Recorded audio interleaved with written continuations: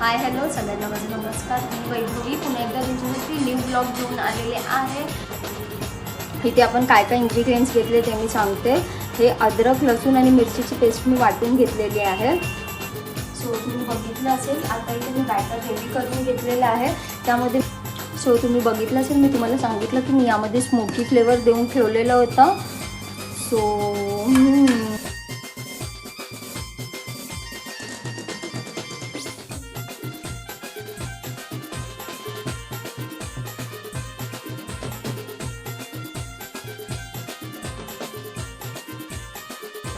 Hi hello सगळ्यांना माझा नमस्कार. मी वैभवी पुन्हा एकदा तुमच्यासाठी न्यू ब्लॉग घेऊन आलेले आहे. आणि कसे काय मस्त मजेत, मी पण मस्त मजेत. आजच्या ब्लॉगमध्ये आपण बनवणार आहोत सीख कबाब. मी तुम्हाला त्यांची इन्ग्रेडियंट्स सांगते आणि कसं बनवतात ते सांगते. इथे आपण काय काय इन्ग्रेडियंट्स घेतले ते मी सांगते. हे अद्रक, लसूण आणि मिरचीची पेस्ट मी वाटून घेतलेली आहे. हळद आहे, लाल मसाला आहे, मीठ आणि धनेजिरा पावडर आणि गरम मसाला आणि सीख मसाला आहे. इथे विनेगर आहे थोडंसं आणि कांदा आहे. कांदा पण आपण ह्याच्यामध्ये मिक्स करणार आहे. आणि विनेगर ह्यासाठी घेतलेलं आहे म्हणजे चिकनला स्मेल नाही आहे. इथे चिकन मी पीस करून मिक्सरला लावून बारीक एकदम घेतलेला आहे. तुम्ही बघू शकता असं झालं पाहिजे, एकदम नरम, म्हणजे जे पीस नाही राहिले पाहिजे.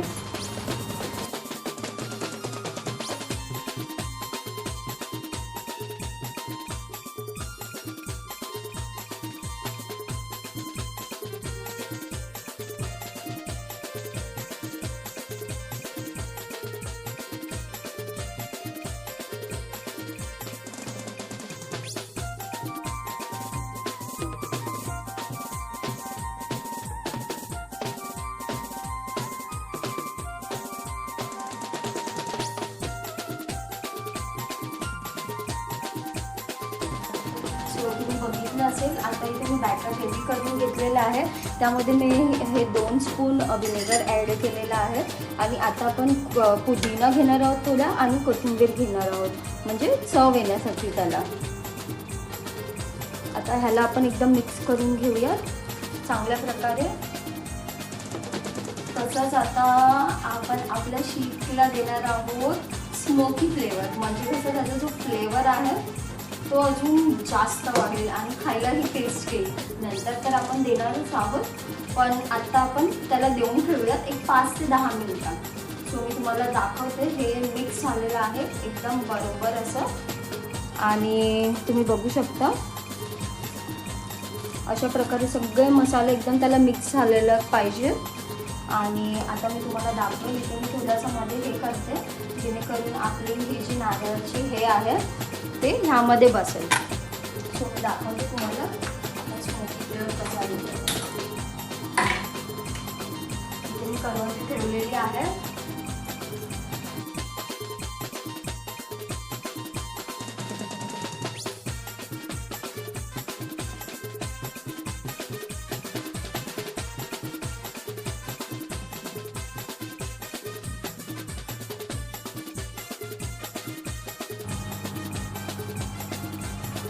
तुम्ही बघितलं असेल, मी तुम्हाला सांगितलं की मी यामध्ये स्मोकी फ्लेवर देऊन ठेवलेलं होतं.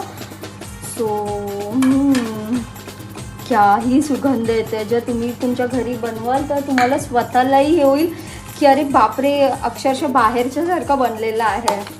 मी मिक्स करून ह्याला घेतलेलं आहे. आणि एका वाटीमध्ये मी तेल घेतलेलं आहे आणि पाणी घेतलेलं आहे. पॅन मी गरम करत ठेवलेला आहे, कारण आपण आपला सीख बनवणार आहोत पॅनमध्ये. सगळ्यात अगोदर मी ह्या सळ्यांना हे लावते.